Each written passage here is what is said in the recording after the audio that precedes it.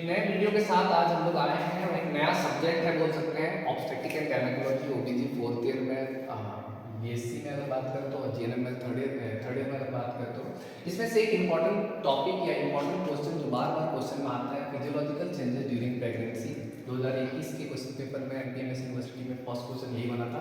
तो अब हम देखते हैं इसको कैसे डील करेंगे, कैसे लिखना है इसको एग्जाम में आता है तो और सारे कंटेंट को एक करके इसमें कवर करते हैं। तो सबसे पहली बात तो फिजियोलॉजिकल चेंजेस ड्यूरिंग प्रेगनेंसी का मतलब ये होता है कि प्रेगनेंसी के टाइम पे एक प्रेगनेंसी एक कंडीशन होता है, जेस्टेशन बोल सकते हैं, जब एक फर्टिलाइजेशन होता है, फर्टिलाइजेशन के बाद क्या होता है फीटस का डेवलप होता है यूट्रस के अंदर, उस टाइम को हम प्रेगनेंसी बोलते हैं। तो उस टाइम पे क्या होता है एक वुमन में जो नॉर्मल चेंजेस आते हैं, आमतौर पर चेंजेस नहीं आते हैं लेकिन प्रेगनेंसी की वजह से उसमें क्या होता है कुछ चेंजेस आते हैं, उन्हीं चेंजेस को हम लोग क्या बोलते हैं फिजियोलॉजिकल चेंजेस ड्यूरिंग प्रेगनेंसी बोलते हैं। बॉडी में होती है चेंजेस इसलिए उसको फिजियोलॉजिकल बोलते हैं, ये नॉर्मल होती है और ओनली प्रेगनेंसी के टाइम पे ही होती है, इसलिए इसको हम बोल सकते हैं कि फिजियोलॉजिकल चेंजेस ड्यूरिंग प्रेगनेंसी। ऐसे कौन कौन से चेंजेस हैं, जैसे कि अगर बात करें तो इंटेग्यूमेंट की कौन कौन से चेंजेस होते हैं, स्किन में कौन कौन से साइन देखने को मिलता है, उसके अलावा कार्डियोवास्कुलर चेंजेस क्या होता है, रेस्पिरेटरी चेंजेस क्या होता है, सारी चीजों को एक करके देखेंगे। अब इसमें अगर बात करें सबसे पहला चेंजेस की, तो जो फर्स्ट चेंजेस अगर देखने को मिला तो सबसे पहला जो चेंजेस है उसको हम लोग देखेंगे वेट चेंज। वेट चेंज की अगर बात करें, वेट कितना वेट गेन होता है, ठीक है। तो वेट की अगर बात करें तो एक वुमेन की अगर बात करें तो लगभग क्या होता है, लगभग 11 केजी वेट क्या होता है इंक्रीज होता है टोटल प्रेगनेंसी में। टोटल प्रेगनेंसी में लगभग 11 केजी वेट क्या होता है गेन होता है। अब ये जो 11 केजी वेट गेन होता है इसमें से फर्स्ट ट्राइमेस्टर में और फर्स्ट ट्राइमेस्टर में 1 केजी वेट गेन इंक्रीज होगा, सेकंड ट्राइमेस्टर की अगर बात करें तो इसमें 5 केजी वेट गेन होता है और थर्ड ट्राइमेस्टर की अगर बात करें तो इसमें 5 केजी वेट गेन होता है, टोटल लगभग 11 केजी वेट गेन होता है। अब ये जो वेट गेन होता है इसमें कौन कौन सा कंटेंट होता है, बेसिकली देखो फीटस की अगर बात करें, एक फीटस जो नॉर्मल फीटस है जो बेबी है उसका जो वेट होता है लगभग 3 केजी हम लोग यहाँ पे मान के चलते हैं अप्रोक्सीमेटली। उसके अलावा अगर एम्नियोटिक फ्लूइड की अगर बात करें ये जो होता है 0.8 केजी, ठीक है। इसके अलावा अगर फैट और प्रोटीन, फैट एंड प्रोटीन की अगर बात करें तो लगभग 3 to 4 केजी यहाँ पे इंक्लूड किया गया है। इसके अलावा प्लेसेंटा, प्लेसेंटा जो क्या होता है कि मदर और चाइल्ड के बीच का जो मीडियम का काम करता है, इसके बारे में डिटेल से पढ़ेंगे। इसका जो वेट होता है लगभग 500 ग्राम होता है, ठीक है।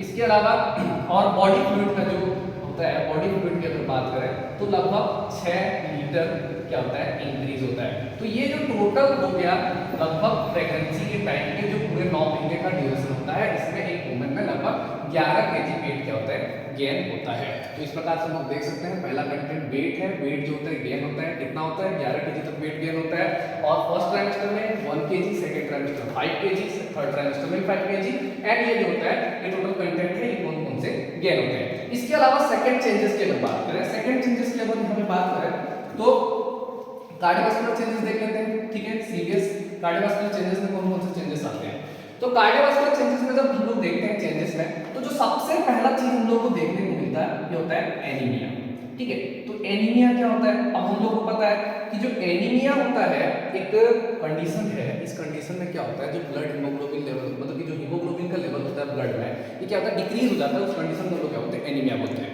खैर प्रेगनेंसी के टाइम पे एनीमिया होना एक स्वाभाविक सी बात है, ये बोल सकते हैं फिजियोलॉजिकल एनीमिया है बोल सकते हैं। अभी होता क्यों है इसको थोड़ा समझने का प्रयास करते हैं, इसका रीजन बहुत इंटरेस्टिंग है। होता ये है कि हमारा जो बॉडी है इसमें जो एचबी होता है, जो आरबीसी होता है और जो क्या बोलते हैं ब्लड वॉल्यूम होता है और जो बोल सकते हैं ब्लड प्लाज्मा होता है, ये चार चीजें, चार कंटेंट यहाँ पे मैं आपको बता रहा हूँ। अब इसमें क्या होता है इनके अमाउंट में क्या होता है इंक्रीज होता है, प्रेगनेंसी के टाइम पे क्या होता है इंक्रीज होता है, इसका प्रोडक्शन में इंक्रीज होता है। लेकिन क्या होता है एचबी का जो प्रोडक्शन होता है मतलब कि जो इंक्रीज होता है ये क्या होता है 18 to 20% होता है, आरबीसी जो होता है 20 to 30% होता है, उसके अलावा जो ब्लड वॉल्यूम होता है 30 to 40% होता है इंक्रीज और जो ब्लड प्लाज्मा होता है 40 to 50% इंक्रीज होता है। इंक्रीज तो सारी चीजें होती है लेकिन होता इसमें ये है कि जो ब्लड वॉल्यूम है और जो ब्लड प्लाज्मा है ये 30 to 40-50% तक होते हैं, लेकिन आरबीसी और जो एचबी होता है क्या होता है कम होता है। इसको अपन इस तरह से ले सकते हैं, जैसे सपोज करो कि एक गिलास के हमारे पास शक्कर का पानी है, पानी शक्कर पानी है, तो उसमें अगर मान लो हम पानी को भी बढ़ाते हैं और शक्कर को भी बढ़ाते हैं, लेकिन पानी का अमाउंट कुछ ज़्यादा ही बढ़ा देते हैं और शक्कर का कुछ कम बढ़ाते हैं, तो क्या होगा जो बनने वाला पानी होगा जो सोल्यूशन होगा वो कम मीठा होगा। ऐसे ही है इसमें क्या होता है एचबी का लेवल कम हो जाता है जिसकी वजह से क्या होता है फिजियोलॉजिकल फिजियोलॉजिकल एनीमिया हो जाता है। तो ये फर्स्ट चेंजेस है। उसके अलावा सेकंड चेंजेस की अगर बात करें, ईएसआर, इरेथ्रोसाइट ईएसआर होता है, एक बार इरेथ्रोसाइट जनरेशन जो रेट होता है, ये क्या होता है, ये भी इंक्रीज हो जाता है। इसमें क्या होता है कि जो ईएसआर का जो ट्यूब्यूल्स के जो बॉटम होता है उसमें क्या होता है रह जाता है, इसमें क्या हो जाता है, इसका रेट क्या हो जाता है, इंक्रीज होता है। बेसिकली ईएसआर की अगर बात करें, ईएसआर कब इंक्रीज होता है, जब हमारे बॉडी में कोई इन्फेक्शन या कोई माइक्रो ऑर्गेनिज्म की एंट्री होती है, तब ईएसआर का रेट बढ़ जाता है। लेकिन यहाँ पे प्रेगनेंसी के टाइम में भी ईएसआर क्या हो जाता है, इंक्रीज हो जाता है। नॉर्मल की अगर बात करें तो 100 mm पर एचआर रहता है, लेकिन प्रेगनेंसी के टाइम पे क्या होता है, 40 mm पर एचआर हो जाता है। तो इस तरह से अपन देख सकते हैं कि ईएसआर का भी रेट बढ़ रहा है। इसके अलावा ब्लड प्रेशर, बीपी, ठीक है, बीपी की अगर बात करें तो बीपी भी क्या होता है, बीपी डिक्रीज हो जाता है। बीपी क्या हो जाता है, डिक्रीज हो जाता है। अब बीपी डिक्रीज होने का जो रीजन है, इंटरेस्टिंग है, बीपी डिक्रीज क्यों होता है, बीपी इसलिए डिक्रीज हो जाता है क्योंकि देखो प्रेगनेंसी के टाइम पे, प्रेगनेंसी के कंडीशन में क्या होता है कि जो ईस्ट्रोजन हार्मोन है, ये जो ईस्ट्रोजन हार्मोन होता है, इस ईस्ट्रोजन हार्मोन का लेवल क्या हो जाता है, इंक्रीज हो जाता है। हमें ये पता है कि जो ईस्ट्रोजन हार्मोन है ये एक प्रकार का वैसोडायलेटर है, वैसोडायलेटर की तरह काम करता है, यानी कि ब्लड वेसल्स को डायलेट करेगा। अब ये वैसोडायलेटर का काम करता है, तो ये क्या करता है कि जो ब्लड वेसल्स होते हैं इनकी रेजिस्टेंस को क्या कर देता है, इंक्रीज कर देता है। ब्लड वेसल्स के रेजिस्टेंस को इंक्रीज कर देता है। अब ब्लड वेसल्स के रेजिस्टेंस को अगर इंक्रीज कर देगा तो सिंपल सी बात है, ब्लड वेसल्स पे ब्लड का फोर्स क्या हो जाएगा, कम हो जाएगा, जिससे हम लोग क्या बोल सकते हैं, बीपी क्या हो जाती है, डिक्रीज हो जाती है नॉर्मल कंडीशन में।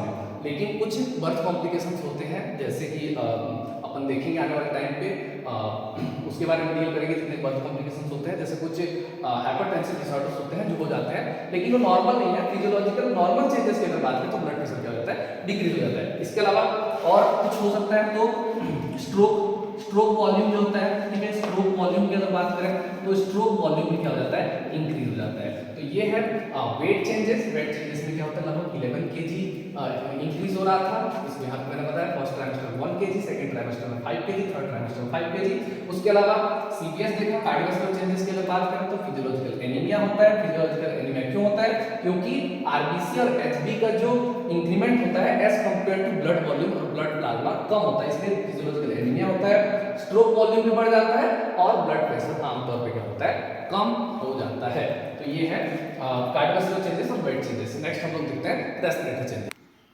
रेस्पिरेटरी चेंजेस की अगर बात करें तो रेस्पिरेटरी चेंजेस में बेसिकली कुछ ज़्यादा चेंजेस होता नहीं है। सबसे पहली बात तो रेस्पिरेटरी चेंजेस में होता ये है, रेस्पिरेटरी चेंजेस की अगर बात करें तो सबसे पहले टाइडल वॉल्यूम, जो टाइडल वॉल्यूम होता है, टाइडल वॉल्यूम क्या होता है, इंक्रीज हो जाता है। टाइडल वॉल्यूम लंग्स का जो वॉल्यूम है आमतौर पर, ठीक है, हम लोग को देखने को मिलता है कि 5 to 6 लीटर होता है। इसमें क्या होता है, टाइडल वॉल्यूम थोड़ा इंक्रीज हो जाता है, 6000 ml to 7000 ml हो जाता है, टाइडल वॉल्यूम इंक्रीज हो जाता है। इसके अलावा अगर बात करें रेस्पिरेटरी रेट, जो रेस्पिरेटरी रेट होता है ये क्या रहता है, रेस्पिरेटरी रेट अनचेंज रहता है, रेस्पिरेटरी रेट में कोई चेंजेस नहीं आता है, अनचेंज रेस्पिरेटरी रेट बोल सकते हैं। इसके अलावा कंजप्शन ऑफ ऑक्सीजन, ऑक्सीजन का जो कंजप्शन होता है, ठीक है, ऑक्सीजन का कंजप्शन क्या होता है, इंक्रीज हो जाता है। ऑक्सीजन का जो कंजप्शन होता है वो इंक्रीज हो जाता है लगातार। इसके अलावा एक और चीज यहाँ पे देखने को मिलता है, प्रेगनेंसी के टाइम पे बोल सकते हैं रेस्पिरेटरी एल्कलोसिस, जो रेस्पिरेटरी एल्कलोसिस होता है, ठीक है, रेस्पिरेटरी एल्कलोसिस, ये कंडीशन हम लोगों को देखने को मिलता है, ठीक है। तो रेस्पिरेटरी सिस्टम में यहाँ पे ये कुछ चेंजेस देखने को मिलता है। इसके अलावा एक और चेंजेस देखने को मिल सकता है, होता क्या है कि जैसे प्रेगनेंसी के टाइम पे क्या होता है, यूटरस का जो साइज है इंक्रीज होने की वजह से कुछ रेस्पिरेटरी ऑर्गन जो होते हैं वो अपवर्ड की ओर चले जाते हैं, जैसे डायफ्राम हो गया या लंग्स हो गया, थोड़ा सा अपवर्ड की ओर जा सकते हैं। ये चेंजेस भी हमें देखने को मिल सकता है। तो रेस्पिरेटरी चेंजेस में खैर टाइडल वॉल्यूम इंक्रीज हो जाएगा, रेस्पिरेटरी रेट में कोई चेंजेस नहीं होता है और रेस्पिरेटरी एल्कलोसिस देखने को मिलता है। और यूट्रस की वजह से क्या होता है, कुछ ऑर्गन क्या होता है अपवर्ड की ओर मूव करते हैं। इसके अलावा अगर बात करें रीनल चेंजेस की, या बोल सकते हैं यूरिनरी सिस्टम में रीनल चेंजेस में ऐसे कौन कौन से चेंजेस आते हैं, तो रीनल चेंजेस में कुछ चेंजेस आते हैं जैसे कि जीएफआर, ग्लोमेरुलर फिल्ट्रेशन रेट। ये जो जीएफआर होता है, नॉर्मल जीएफआर की अगर बात करें तो ये होता है 125 ml पर मिनट रहता है, लेकिन ये क्या होता है प्रेगनेंसी के टाइम पे ये क्या हो जाता है लगभग 150 टू 190 ml पर मिनट हो जाता है, यानी कि GFR क्या होता है, इंक्रीज हो जाता है। इसके अलावा आयोडीन का जो एब्जॉर्प्शन होता है और आयोडीन का जो लॉस होता है, ये भी क्या हो जाता है, इंक्रीज हो जाता है। ज्यादा अमाउंट में आयोडीन लॉस होता है, जिससे क्या होता है, RDA, यानी कि RDA जो होता है, आयोडीन का जो RDA होता है, रिकमेंडेड डेली अलाउंसेस, यानी कितनी जरूरत होती है, वो भी क्या हो जाता है, इंक्रीज हो जाता है, आयोडीन की अमाउंट ज्यादा हो जाती है। उसके अलावा जो इसका एब्जॉर्प्शन होता है, जो आयोडीन होता है, आयोडीन का जो एब्जॉर्प्शन होता है, ये भी क्या हो जाता है, इंक्रीज हो जाता है, और ये ज्यादा अमाउंट में क्या होता है, एब्जॉर्ब होना स्टार्ट हो जाता है। इसके अलावा ग्लूकोज, ठीक है, जो ग्लूकोज होता है, ग्लूकोज में ग्लूकोज का भी एब्जॉर्प्शन क्या हो जाता है, इंक्रीज हो जाता है। तो इस सिस्टम की अगर बात करें, रेस्पिरेटरी सिस्टम में टाइडल वॉल्यूम इंक्रीज हो रहा था, रेस्पिरेटरी रेट अनचेंज था। इसके अलावा क्या बोलते हैं, रेस्पिरेटरी एल्कोसिस देखने को मिल रहा था, और जो कुछ ऑर्गन थे वो अपवर्ड की ओर जा रहे थे।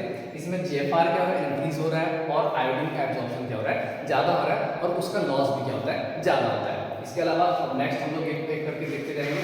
इसके बाद हम लोग देखेंगे इंटीग्यूमेटरी चेंजेस, स्किन में कौन कौन से चेंजेस होते हैं, और रिप्रोडक्टिव चेंजेस, जो बेसिकली कुछ साइंस होते हैं, उसके बारे में देखते हैं। तो इंटीग्यूमेटरी चेंजेस, इंटीग्यूमेटरी चेंजेस स्किन में कुछ चेंजेस होते हैं, ठीक है। और ये जो इंटीग्यूमेटरी चेंजेस है, ये पूरा अपन जब क्या बोलते हैं, फिजिकल एग्जामिनेशन करते हैं तो देखने को मिलता है, देख सकते हैं हम लोग बेसिकली। तो इंटीग्यूमेटरी चेंजेस में जो फर्स्ट चेंजेस है, जो पहला चेंजेस है, तो ये है लीनिया नाइग्रा।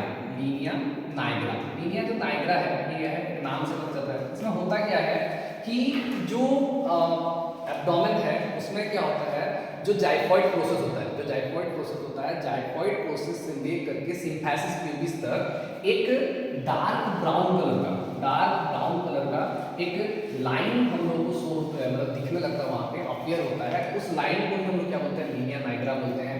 ये जो सिम्टम है, बोल सकते हैं, या जो ये सिम्टम है, ये हम लोग को बेसिकली 20 वीक ऑफ प्रेगनेंसी में या 20 वीक ऑफ जेस्टेशन में हम लोग को देखने को मिलता है। तो फर्स्ट साइन हम लोग बोल सकते हैं, फर्स्ट जो बोल सकते हैं इंटीग्यूमेटरी चेंजेस में लीनिया नाइग्रा देखने को मिलता है। एक डार्क ब्राउन कलर का क्या होता है, जाइफॉइड प्रोसेस से लेकर के सिम्फेसिस प्यूबिक तक लाइनिंग दिखाई अपीयर होती है, उसको क्या होता है, लीनिया नाइग्रा बोलते हैं। उसके अलावा जो दूसरा है स्ट्रे ग्रेविडरम, सेकंड अपन बोल सकते हैं स्ट्रे ग्रेविडरम। अब स्ट्रे ग्रेविडरम क्या होता है, स्ट्रे ग्रेविडरम क्या होता है कि ये भी एब्डोमेन में ही पिंक कलर के कुछ स्पॉट नजर आते हैं, पिंक कलर के कुछ स्पॉट नजर आते हैं। ये भी क्या होता है, 20 वीक में ही अपीयर होते हैं। और ये जो स्ट्रे ग्रेविडरम है, ये जैसे ही डिलीवरी हो जाता है, ठीक है, ये डिलीवरी होने के बाद क्या होता है, जो पिंक कलर होता है, ये जो पिंक कलर ये किसमें कन्वर्ट हो जाता है, व्हाइट कलर में कन्वर्ट हो जाता है, जिसको क्या बोलते हैं, स्ट्रे एल्बिकेंस बोलते हैं। जब क्या होता है, प्रेगनेंसी के टाइम पे जो पिंक कलर होता है तो उसको स्ट्रे ग्रेविडरम बोलते हैं, लेकिन प्रेगनेंसी के बाद ये जो पिंक कलर का होता है, ये व्हाइट कलर में कन्वर्ट हो जाता है पेचिस में, और इसको क्या बोलते हैं, स्ट्रे एल्बिकेंस बोलते हैं। यहाँ पे एक इंटरेस्टिंग क्वेश्चन है, आंसर बोल सकते हैं, तो कॉम्पिटिटिव एग्जाम में पूछता है, ये जो स्ट्रे एल्बिकेंस होता है, जो व्हाइट कलर के बोल सकते हैं स्पॉट होते हैं, इसको जो है रिमूव करने के लिए एक लोशन आता है, और ये जो लोशन होता है एक्जेलिक एसिड जो लोशन होता है, इससे इसको हम लोग रिमूव कर सकते हैं। और नेक्स्ट जो है थर्ड साइन बोल सकते हैं, या थर्ड जो चेंजेस होता है इंटीग्यूमेटरी चेंजेस में, ये होता है कोलेज्मा, ठीक है। तो कोलेज्मा क्या होता है, कोलेज्मा होता है जो नोज हो गया या जो फोरहेड हो गया, यहाँ पे क्या होता है, डार्क पिगमेंटेशन होता है, इसी को हम लोग क्या बोलते हैं, कोलेज्मा बोलते हैं। और ये जो कोलेज्मा होता है 24 वीक ऑफ प्रेगनेंसी में हम लोग को देखने को मिलता है। तो ये है इंटीग्यूमेटरी चेंजेस में मेन 3 चेंजेस हैं, पहला लीनिया नाइग्रा, दूसरा स्ट्रे ग्रेविडरम, तीसरा होता है कोलेज्मा। नेक्स्ट हम लोग देखेंगे रिप्रोडक्टिव चेंजेस। रिप्रोडक्टिव चेंजेस की अगर बात करें, ये इंपॉर्टेंट चेंजेस हैं, ये कॉम्पिटिटिव एग्जाम के पर्पस से भी आते हैं। 7 साइन हैं, इसको हम लोग बोल सकते हैं, कुछ साइंस हैं, ठीक है, उसको यहाँ पे रिप्रोडक्टिव चेंजेस बोल सकते हैं। तो पहला जो चेंजेस है, ये पहला जो साइन है, इसको हम लोग बोलते हैं जैक्यूमर साइन, ठीक है। ये जो जैक्यूमर साइन होता है, जैक्यूमर साइन का मतलब होता है ब्लूइश डिस्कलराइजेशन ऑफ वेजाइना। जो वेजाइना होता है उसका ब्लूइश डिस्कलराइजेशन होना, इसी को हम लोग क्या बोलते हैं, जैक्यूमर साइन बोलते हैं। ये जो साइन होता है, ये 6 वीक ऑफ प्रेगनेंसी में हम लोग को देखने को मिलता है। सेकेंड जो साइन है, जो सेकेंड जो रिप्रोडक्टिव चेंजेस है, वो होता है अपना क्या बोलते हैं, चैडविक साइन। सेकेंड जो साइन है चैडविक साइन होता है। ये जो चैडविक साइन होता है, इसका मतलब होता है ब्लूइश डिस्कलराइजेशन ऑफ सर्विक्स। जो सर्विक्स है, सर्विक्स का ब्लूइश डिस्कलराइजेशन होना, इसको हम लोग क्या बोलते हैं, चैडविक साइन बोलते हैं। ये भी 6 वीक ऑफ प्रेगनेंसी में या 6 वीक ऑफ जेस्टेशन में हम लोग को देखने को मिलता है। जो थर्ड है, थर्ड साइन की अगर बात करें, थर्ड साइन जो होता है ये होता है अपना ओसिएंडर साइन, ठीक है। ओसिएंडर साइन होता है, ओसिएंडर साइन का जो एक्चुअल मतलब होता है, इसमें क्या होता है, पल्स फील होता है। जो सर्विक्स होता है, फीलिंग पल्सेशन इन सर्विक्स, पल्स सर्विक्स में फीलिंग पल्सेशन इन सर्विक्स, सर्विक्स में पल्स फील होना, इसको लोग क्या बोलते हैं, ओसिएंडर साइन बोलते हैं। ये 8 वीक ऑफ प्रेगनेंसी में देखने को मिलता है। नेक्स्ट जो साइन है, फोर्थ जो साइन होता है, ये होता है गुडल साइन। गुडल साइन की अगर बात करें, गुडल साइन का मतलब होता है softening of cervix, softening of cervix, cervix का सॉफ्ट हो जाना, उसको हम क्या बोलते हैं, गुडल साइन बोलते हैं। ये जो अपन को 6 वीक ऑफ प्रेगनेंसी में ये भी साइन हम लोग को देखने को मिलता है। नेक्स्ट साइन की अगर बात करें, जो नेक्स्ट साइन होता है वो हेगार साइन होता है, ठीक है, हेगार साइन, ठीक है। हेगार साइन का जो एक्चुअल मतलब होता है, इसमें क्या होता है, सॉफ्टनिंग ऑफ सर्विक्स होता है। इसमें क्या होता है, softening of lower uterine segment, lower uterine segment. जो यूट्रस है, यूट्रस के 2 सेगमेंट होता है, एक अपर सेगमेंट होता है, एक लोअर सेगमेंट होता है। तो जो लोअर सेगमेंट होता है, उस सेगमेंट में क्या होता है, वो सॉफ्ट हो जाना, उसको हम क्या बोलते हैं, हेगार साइन बोलते हैं। इसके बाद जो नेक्स्ट है वो है पाल्मर साइन। पाल्मर साइन का मतलब होता है रिथमिक कॉन्ट्रैक्शन ऑफ यूट्रस। जो यूट्रस होता है उसका एक रिथमिक कॉन्ट्रैक्शन को हम लोग क्या बोलते हैं, पाल्मर साइन बोलते हैं। ये जो पाल्मर साइन होता है 4 एंड 18 वीक ऑफ क्या बोल सकते हैं, प्रेगनेंसी में ये देखने को मिलता है। 4 वीक में भी देखने को मिलता है और 18 वीक में भी देखने को मिलता है। और जो लास्ट है वो है ब्रैक्सटन थिक कॉन्ट्रैक्शन, ब्रैक्सटन थिक कॉन्ट्रैक्शन, ब्रैक्सटन थिक कॉन्ट्रैक्शन साइन। ये ब्रैक्सटन थिक कॉन्ट्रैक्शन साइन क्या होता है, ये जो होता है 20 वीक और 18 वीक दोनों में ये शो होता है या देखने को मिलता है। ब्रैक्सटन थिक कॉन्ट्रैक्शन साइन का मतलब होता है पेनलेस यूट्राइन कॉन्ट्रैक्शन। जो यूट्राइन कॉन्ट्रैक्शन होता है ये विदाउट पेन होता है, पेन नहीं होता है और कॉन्ट्रैक्शन होता है, तो उसको हम लोग क्या बोलते हैं, ब्रैक्सटन थिक कॉन्ट्रैक्शन साइन बोलते हैं। तो ये है रिप्रोडक्टिव साइन। इसके अलावा यूट्राइन चेंजेस और कुछ ब्रेस्ट चेंजेस को देखेंगे। नेक्स्ट जो चेंजेस है वो है यूटेराइन चेंजेस। यूट्रस में कौन कौन चेंजेस देखने को मिलता है, तो यूट्रस की अगर बात करें तो यूट्रस एक प्रिंसिपल ऑर्गन होता है और प्रेगनेंसी के टाइम पे फीटस का जो पूरा डेवलपमेंट होता है यूट्रस के अंदर ही होता है। तो यूट्रस में कौन कौन सा चेंजेस होता है, सबसे पहला तो लेंथ में उसके चेंजेस होगा। लेंथ की अगर बात करें तो आमतौर पर लोग देखते हैं 7.5 to 8 सेंटीमीटर होता है इसका लेंथ, लेकिन ये क्या हो जाता है प्रेगनेंसी के टाइम पे लगभग 35 सेंटीमीटर तक हो जाता है, यानी कि साइज क्या लेंथ क्या हो जाता है, इंक्रीज हो जाता है। इसके अलावा वेट, ठीक है, यूट्रस का वेट, यूट्रस के वेट की अगर बात करें तो आमतौर पर हम लोग को पता है 60 ग्राम होता है, लेकिन ये प्रेगनेंसी के टाइम पे क्या होता है 900 ग्राम टू 1 kg तक क्या हो जाता है, इंक्रीज हो जाता है। इसके अलावा यूट्रस में क्या होगा, हाइपरप्लेसिया होगा, हाइपरट्रॉफी होगा। हाइपरप्लेसिया और हाइपरट्रॉफी हमें पता है, हाइपरप्लेसिया का मतलब होता है increase number of cell and hypertrophy का मतलब होता है इंक्रीज साइज ऑफ सेल। तो हाइपरप्लेसिया और हाइपरट्रॉफी होता है। इसके अलावा यूट्रस की अगर बात करें तो यूट्रस का जो शेप है, यूट्रस का जो शेप होता है ये क्या होता है, ये भी चेंजेस होता है। ये डिफरेंट स्टेज में डिफरेंट हो जाता है। जैसे स्टार्टिंग में क्या होता है 4 वीक की अगर बात करें तो ये हैन एग, जो मुर्गी का अंडा होता है हैन एग, उसके जैसे होता है। इसके बाद ये क्रिकेट के बॉल के जैसे हो जाता है। देन ये क्या हो जाता है, जो नॉर्मल फीटल स्कल होता है, फीटल का जो हेड होता है इसके शेप का हो जाता है। तो शेप भी क्या होता है, चेंजेस होता रहता है। नेक्स्ट एक और चेंजेस की अगर बात करें, ब्रेस्ट चेंज। ब्रेस्ट में कौन कौन से चेंजेस आता है, ब्रेस्ट क्या होता है, एक एक्सेसरी रिप्रोडक्टिव ऑर्गन होता है। तो इसमें क्या क्या चेंजेस आता है, तो ब्रेस्ट में सबसे पहली बात तो ये होता है कि ब्रेस्ट में क्या होता है, मेमोजेनेसिस होता है। मेमोजेनेसिस, तो मेमोजेनेसिस का मतलब होता है डेवलपमेंट ऑफ ब्रेस्ट। इस दौरान ब्रेस्ट का क्या होता है, डेवलपमेंट होता है और डेवलपमेंट ऑफ ब्रेस्ट को क्या बोलते हैं, मेमोजेनेसिस बोलते हैं। इसके अलावा क्या होता है, इसमें डिपोजिशन ऑफ फैट और प्रोटीन का क्या हो जाता है, डिपोजिशन होता है, जमा होता है, ठीक है। इसके अलावा क्या होता है कि जो ब्रेस्ट है उसमें साइज में इंक्रीज होता है, ब्रेस्ट का क्या होता है, साइज इंक्रीज होता है।